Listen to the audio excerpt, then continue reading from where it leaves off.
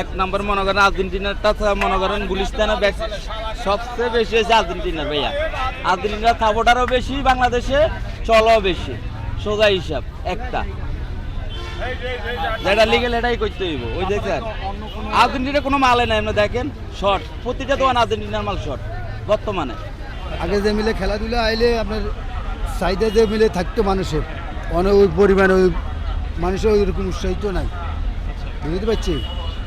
এই আর আমাকে বেচা এরকম দেখেছে আগে কাস্টমারগুলো আমরা দিই সময় না, এখন দেখেছি আমরা কাস্টমারগুলো অপেক্ষা করি না। ইনশাআল্লাহ অনেক ভালো চলতেছে বেচা কিনা। আর্জেন্টিনার ব্রাজিল খুব ভালো চলতেছে, কাস্টমারের চাহিদা তো অনেক বেশি। আর্জেন্টিনার ব্রাজিল অনেক চলতেছে, কাস্টমারের চাহিদা অনেক বেশি।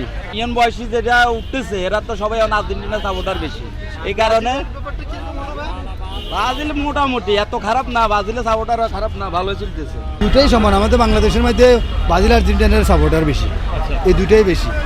এই দুই দল ছাড়া অন্য কোনো টিমের জার্সি বিক্রি হচ্ছে? হয় পর্তুগালটা একটু চাহিদা আছে, আর হলো জাপান আছে, এই দুটোই তিনটে আছে, জার্মান, এগুলোই চাহিদা। কিছু জার্সি কি নিয়েছেন?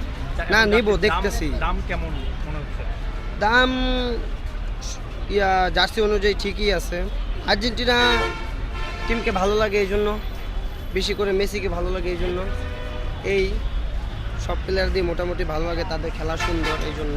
দাম এখন অনেক বেশি, মার্কেটেও বেশি দাম, আমরাও বিক্রি করতে হয় বেশি দাম।